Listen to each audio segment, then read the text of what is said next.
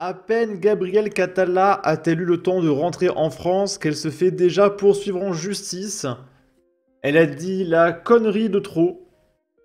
Elle est passée sur RMC et elle a dit qu'au sein de la police, il y a une méchanceté généralisée qui empêche les gens d'aller porter plainte. Parce que selon elle, les gens ont tellement peur d'être victimes de racisme qu'ils ne vont pas voir les policiers. Et que du coup, c'est à cause de l'extrême droite qu'il y a une hausse des crimes et délits, parce qu'en fait, les gens ne portent pas plainte à cause du racisme, parce qu'ils ont peur d'aller voir les policiers, voilà. Et du coup, Bruno Retailleau nous dit: j'ai décidé de poursuivre en justice Madame Catala au nom de tous les policiers de France pour ses propos inacceptables. Ne rien laisser passer. Immédiatement poursuivi en justice. Aujourd'hui, il y a une sous-évaluation et les gens n'osent pas engager des poursuites en justice ou signaler les discriminations dont ils sont victimes parce qu'ils savent très bien que ce sera leur parole contre celle de quelqu'un d'autre et qu'il y a très peu de chances de voir leur procédure aboutir. Il y a aussi un racisme qui est généralisé dans la police qui empêche les personnes d'aller porter plainte parce qu'elles savent qu'elles ne seront sûrement pas écouter, et c'est donc l'ensemble d'une société qu'il faut former aux questions de lutte contre le racisme et sur lesquelles... Je saurais pas vous retrouver le tweet, mais il y a un mec des forces de police qui a réagi à ça, qui l'a insulté, et qui a dit un truc du genre: ouais, au sein de la police, il y a plus de diversité que dans les meetings de la France insoumise. Et que du coup, ces propos n'ont aucun sens en fait. Parce qu'il y a beaucoup de policiers maghrébins qui arrêtent des mecs, etc. Et c'est quoi, le maghrébin, il est raciste envers les maghrébins en fait? Si tu ne commets pas de délit, tu te fais pas arrêter, hein. Et au pire, si t'as pas une dégaine de clando, tu te fais pas arrêter non plus. Parce que c'est sûr que si t'as un mec un petit peu chelou, habillé bizarrement, bah, tu vas te faire contrôler au cas où, hein. Et là, elle est en train de diffamer l'ensemble des forces de police. C'est-à-dire que si, par exemple, à l'aide de statistiques, tu mets en évidence certaines populations qui sont plus représentées dans certains crimes et délits, là, c'est de l'essentialisme. Par contre, généraliser à toutes les forces de police, dire oui, tous les hommes, ça, y a pas de problème. Là, y a pas de problème. Ok. Il faut tout changer. Merci Gabriel Catala Merci d'être venu ce matin en direct sur le plateau d'RMC. Il est 7h50. Merci Gabriel pour votre intervention absolument primordiale, hein, d'accord. Et Bruno Retailleau se prend une note de la communauté. Ouais, il y a l'organisation Human Rights Watch, hein, qui est payée par nos impôts, qui nous dit que ouais, Gabriel a raison, d'accord, ouais, waouh. Source TKT, hein, ça c'est une belle note de la communauté de merde. Voilà, vous comprenez, il y a un sociologue qui a dit que, qui est payé par nos impôts, donc forcément c'est vrai, ok, ok. Emma Fourreau, qui nous dit: Retailleau le méchant dans ses œuvres. Gabriel a raison. La France est pointée du doigt par l'ONU pour ses profonds problèmes méchants dans la police.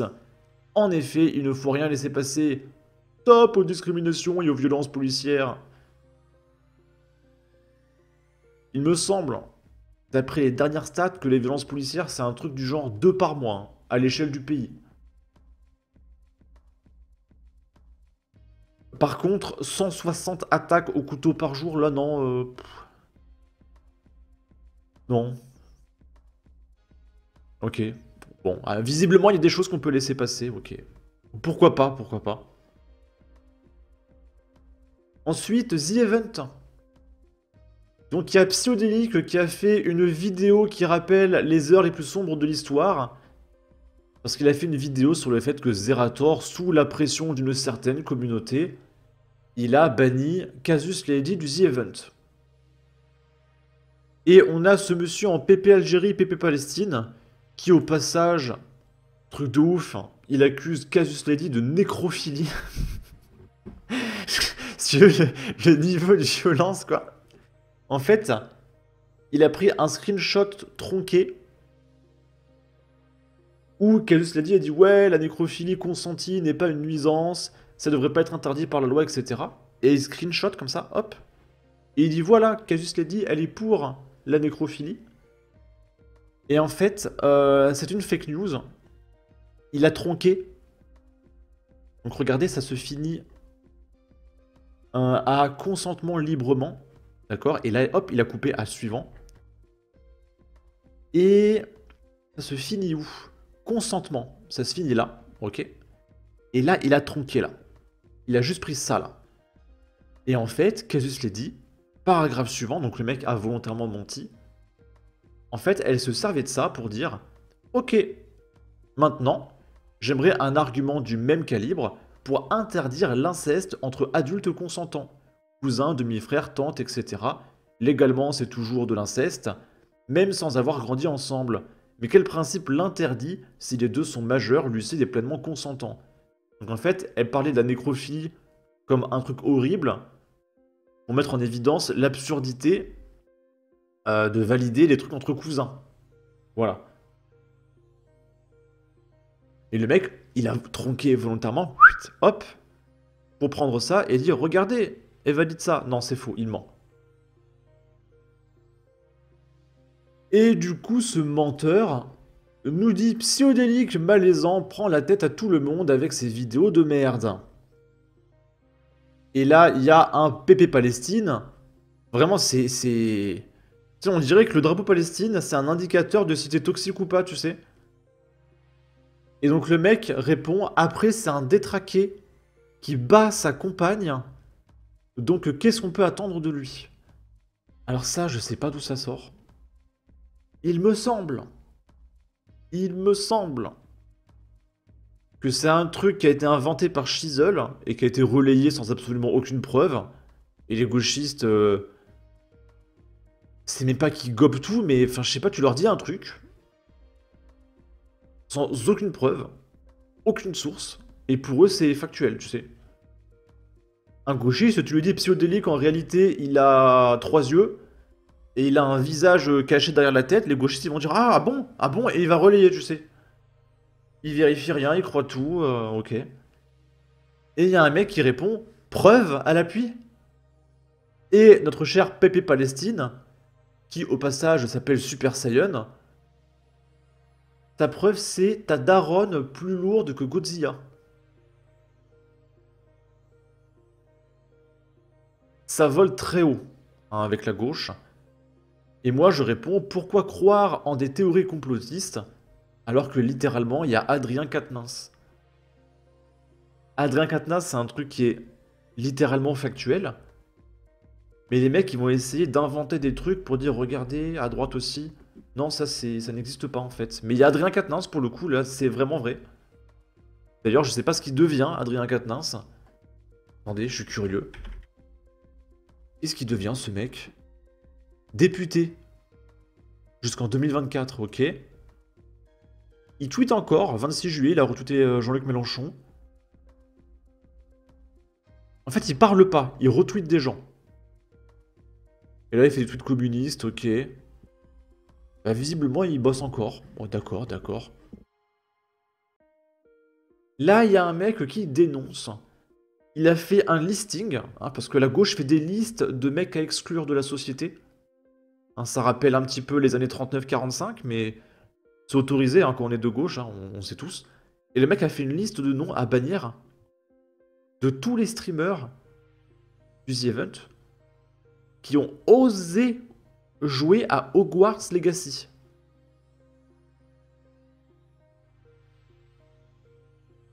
Alors je rappelle, Hogwarts Legacy, c'est le jeu Harry Potter là, qui était relativement moyen.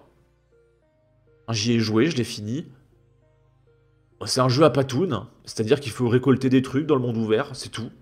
C'est pas utile, hein, tu ramasses des trucs, et après t'as un inventaire de collection, ça n'apporte rien. C'est un jeu de collection. Les quêtes sont ultra simples. Il n'y a rien à faire dans le monde ouvert, à part encore une fois collecter des trucs inutiles, qui n'apportent absolument rien. Et en plus, dès que tu débloques Adava Kedavra, c'est tellement simple, je vous jure qu'avec Adava Kedavra, vous one-shotez tout. Parce que Adava Kedavra, Bah, dans l'univers Harry Potter, c'est on te tue en un coup. Bah, dans le jeu, c'est pareil. Et littéralement, les boss, tu peux les OS, les one-shot. Les boss. Et c'est pas dur, hein. Tu fais. C'est tout, c'est rond, je crois. Lance ton sort, terminé. Plus de boss. Et même, t'as une compétence qui fait que si tu lances ce sortilège d'Andoloris, je crois que ça s'appelle, 2 fois sur un mec, ça se répand sur les autres. Et quand tu fais Adava Kedavra, ça one-shot tous les mecs qui sont contaminés par Andoloris. Et du coup, tu peux one-shot les mecs par paquet de 10. Mais vraiment, c'est trop fort. Et du coup, le jeu est ultra simple. C'est pas vraiment intéressant. Le jeu est relativement moyen. Moi, je le noterais 4 ou 5 sur 10. Mais voilà, si tu y joues, ça veut dire que tu soutiens J.K. Rowling et ses propos absolument ignobles. Comme quoi, bah, les femmes, ce sont des femmes en fait. Et du coup, il faut bannir tous ces mecs du The Event. Voilà. Que ces mecs n'en ont rien à foutre de récupérer de l'argent pour la Ligue contre le cancer. Eux, ce qu'ils veulent, c'est faire un meeting politique. Voilà. Ça, c'est plus important que sauver des vies. Et donc là, on est sur Blue Sky. Le mec a fait 5 likes et 4 reposts. C'est vraiment un réseau social fantôme, hein, entre communistes. Bully qui nous dit scandale sur le réseau des losers. Le The Event a invité des streamers ayant diffusé le jeu facho Hogwarts Legacy. Et le mec nous dit pareil, Zerator.bluesky.social, voici une liste non exhaustive de streameuses. Non, de streamereuses. C'est inclusif. De streamereuses ayant fait des... Et c'est vraiment compliqué à gauche. Hein. Ayant fait des lives du jeu de Whirling, avec un gros mot. Tu sais, la facho méchante et le jeu qui a participé à financer sa haine. Alors la haine en question, c'est de faire des... Comment ça s'appelle? Des genres d'hôtels pour s'occuper des femmes victimes de violences conjugales, en fait. Alors je comprends que ça gêne la gauche, parce que Adrien Quatennens, lui, il défonce les femmes, alors que Rowling, elle veut les aider, donc forcément, il y a un conflit d'intérêts. Il y a des noms que l'on retrouve dans la liste des participants .e.s. Et je te le dis tout de suite, mon ami, Zerator, je crois pas qu'il regarde Blue Sky, en fait, parce qu'il y a personne sur Blue Sky. Il y a Sandrine Rousseau. Voilà, c'est tout. Et on va terminer avec ça. Est-ce que vous vous souvenez de la Palestinienne qui veut plus ou moins appliquer le programme du monsieur Moustachu qu'on a accueilli très récemment en France? Eh bien, ça y est, il y a un deuxième Palestinien, voilà, qui fait les siennes. Vraiment, c'est incroyable. Hein. Qui aurait pu s'y attendre? Et donc, ce coup-ci, c'est un autre réfugié palestinien qui soutient également le monsieur Moustachu. Alors que l'affaire de la réfugiée palestinienne Nour Atallah bat toujours son plein, il s'avère que la France a accueilli un autre réfugié palestinien, Fadi Ossam Anona, journaliste pour France 24. Là, il n'y a pas de problème. Je rappelle que Antoine Lemant, il est devenu complètement ouf parce que Pierre-Édouard Stérin veut qu'il y ait des journalistes chrétiens à la télé. Ça, c'est vrai, directement, on saisit le ministre de l'Intérieur, l'ARCOM, la commission d'enquête, etc. Par contre, un mec qui veut directement appliquer le programme de Monsieur H, non. Je vois pas le problème, en fait. D'accord. Et du coup, il a fait lui aussi l'apologie de Monsieur Moustachu, et il a appelé, pour rester poli, à prendre, voilà, un briquet, et voilà, faire des choses aux individus de confession juive. Et donc là, il y a un article du New York Times, parce que visiblement, ça fait le tour du monde. Hein. Et donc son tweet, il est là. Fadi Ossam Anona. À la fin, les individus de confession juive sont des fils de leur, je cite, chien. Et je suis pour que, plus ou moins, ils disparaissent de la surface de la Terre et qu'on les fasse chauffer à haute température, hein, je me modère, comme un monsieur H leur avait fait par le passé. Ce serait extrêmement happy. Ce serait cool, ce serait une fin heureuse, voilà. Et là, non, non, ça va. D'accord.